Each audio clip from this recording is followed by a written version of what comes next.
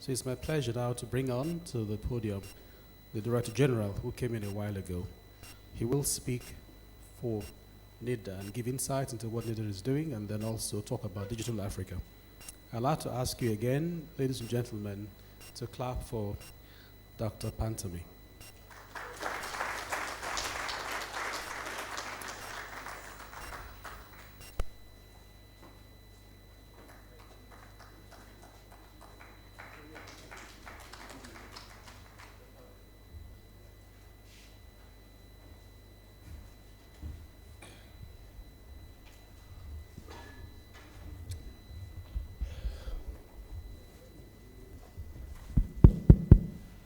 The PAMSEC of the Federal Ministry of Communications, represented by my sister, Mrs. Moni Odo, the Postmaster General, my brother, Mr. BCA, the leader of Digital Africa, the representative of the founder of this university, all other protocols duly and respectfully observed. Good afternoon, and may peace, mercy, and blessings be upon you. I am delighted to be part of the 7th edition of Digital Africa Conference taking place on this campus of VES University today.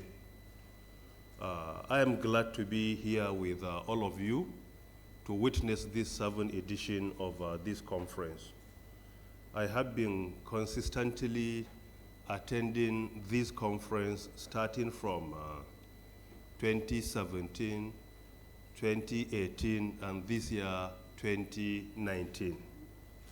Firstly, because of the fact that there is a convergence of goals between NITDA on one hand and the Digital Africa on the other. Digital Africa is all out to inspire the digitalization of each and every sector in Africa. While in NIDA, our goal is to make sure that we transform Nigeria into a knowledge-based and digital-driven economy. So because of this, if you look at it carefully, there is somehow a convergence of our goals between NIDA on one hand and Digital Africa on the other. So because of this, it is mandatory for us to come together with other stakeholders to see how we can support one another and deliver our mandate. And secondly, at the National Information Technology Development Agency, we develop a strategic roadmap which comprises 7 pillars. Number 1 is IT regulation. Number 2 is cybersecurity. Number 3 is capacity building. Number 4 is digital inclusion. Number 5 is digital job creation. Number 6 is local content promotion and development. Number 7 is government digital services promotion and development. If you look at all the 7 keys, clearly you will see they are the keys that will inspire the digitalization of Nigeria. While Digital Africa is about the digitalization of Africa. So my friend, your scope is wider than our own. Because your target is Africa, but our own focus and our target is Nigeria.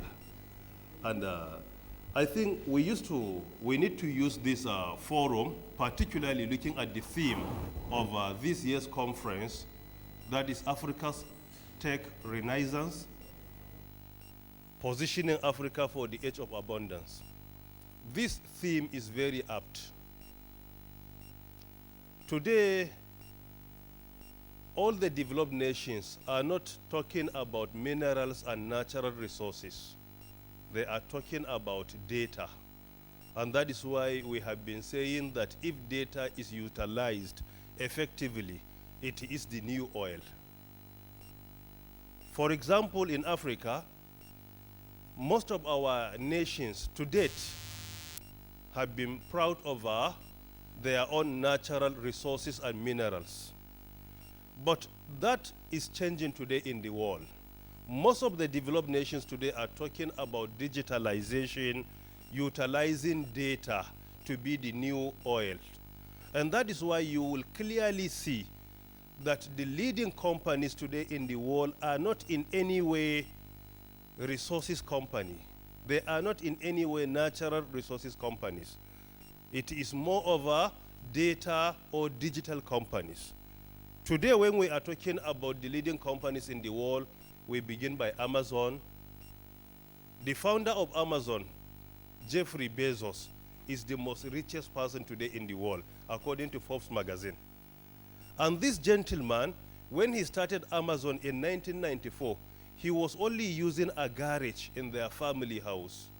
He couldn't have money to even rent a shop. And he had only one desk computer in 1994. He spent 9 years in that garage, up to 2004.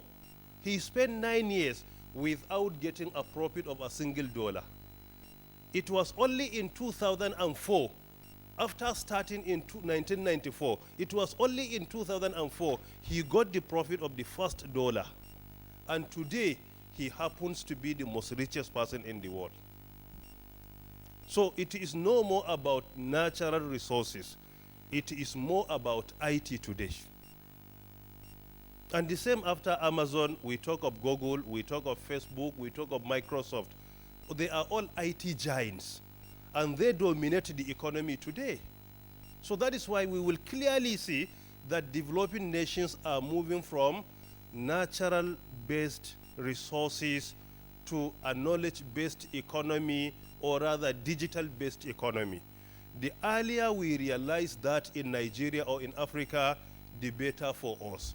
Because a time will come that relying so much on natural resources will not sustain the economy of a country.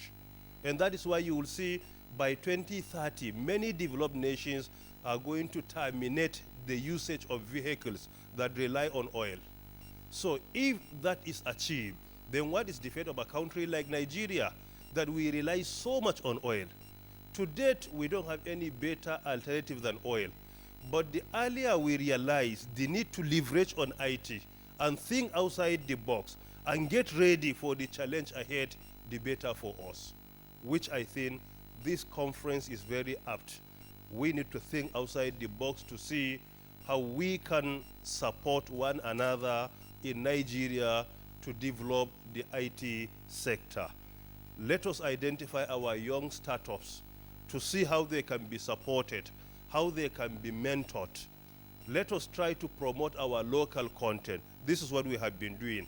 And that is why the patronage of local content from 2017 to date is unprecedented. So this is very important, and I think this conference is very apt. And I wish you all the best. At the end of the conference, we will be glad to have the communique so that we can identify where we can key in and support towards its implementation. And I do hope that we will utilize this to see how data can get ready to replace oil in Nigeria. There is a similarity between oil on one hand and data on the other. When it comes to industrial economy, it is being powered by oil. But when it comes to digital economy, it is being powered by what? By data. This is a similarity. But one good thing about data, when oil is used and exhausted, it cannot be reused. But data can be used and reused and reused. So that is why you will see data is somehow infinite. Thank you very much for listening.